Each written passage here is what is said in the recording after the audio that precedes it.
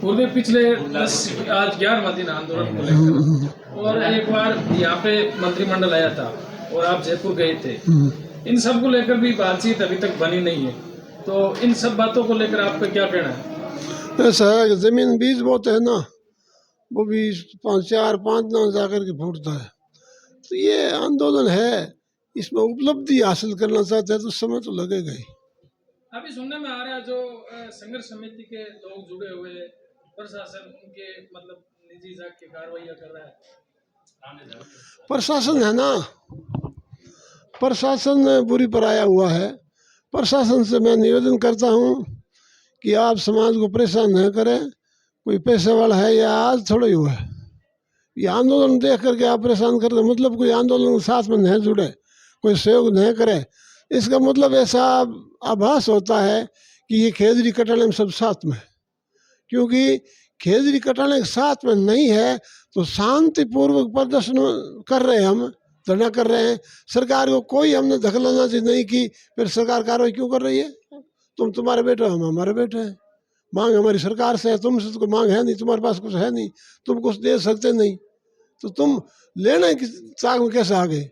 किसी को गिरफ्तार करते हो, किसी को नोटिस देते हो, ये सरकार की प्रशासन की पॉलिसी गलत है, इस समझ ले और इस प्रकार की गलत हरकत नहीं करे, हमारा निवेदन है। एक तरफ गुरुजी आप जयपुर की बातचीत करते हो, दूसरी तरफ मतलब खेजड़ियां कटने की सूचना आई, जगह जगह खेजड़ी कट रही है, तो इस कटनी और करनी को आप किस तरीके से देखते हैं? ऐसा है कि खेजड़ी काटने वाला और है, हम और थे, हमारे सुनने वाले और हैं, इसलिए अभी लोग लगे हुए भी कानून बन जाएगा तो फिर काट नहीं पाएंगे, इसलिए जल्दी रात दिन करके काटने की कोशिश कर रहे हैं। गलत हो रहा है लेकिन इलाज कर रहे हैं। धरना देने वाले वहाँ भी धरना दे रहे हैं, रोक रहे हैं, सब काम ठीक होगा। आगामी 17 तारीख को विश्व समाज का सबसे बड़ा महाकुंभ मेला भी आ रहा है, तो इनको लेकर आपकी क्या तैयारियां चल रही है? एक तरफ हमारी यही तैयारी है, समाज को जागरूक करना और फिर पेड़ बचाना, बस यही तैयारी है। मैसेज क्या देना चाहोगे आज समाज को, सबको यही मैसेज है कि थोड़ी शांति रखो और आपस में भाईचारा रखो, जुड़ के रहो। लड़ाई झगड़े में जोर जबरदस्ती कुछ मिलने वाला नहीं है, जो कुछ मिलेगा वो शांति से मिलेगा। और अब जुड़ के रहेंगे, संगठित होकर रहेंगे तो सरकार को भी बात माननी पड़ेगी, प्रशासन को भी झुकना पड़ेगा, हमारी बात मानेंगी। आप क्या कहना चाहोगे? काफी लंबा संघर्ष कर रहे हो आप, 10-11 दिनों से बातचीत हुई, उसके अंदर आप शामिल थे।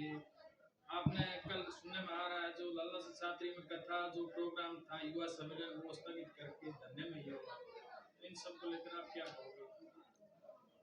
क्योंकि खेजड़ी बचाने से बड़ा कोई यज्ञ नहीं है और हमारी पहचान और हमारी परंपरा से जुड़ा हुआ ये मुद्दा है, तो सबसे पहले इसका निस्तारण करना ज़रूरी है। कथा हम अगले साल भी कर लेंगे, यदि ये आज हल हो जाता है तो कल कर लेंगे, कल हल होगा तो परसों कर लेंगे, लेकिन ये ज्वलंत मुद्दा है, इसको हल किए बगैर हम इसको छोड़ नहीं सकते, उठ नहीं सकते, जा नहीं सकते, इसलिए दूसरे सारे कार्यक्रम हमने छोड़ दिए।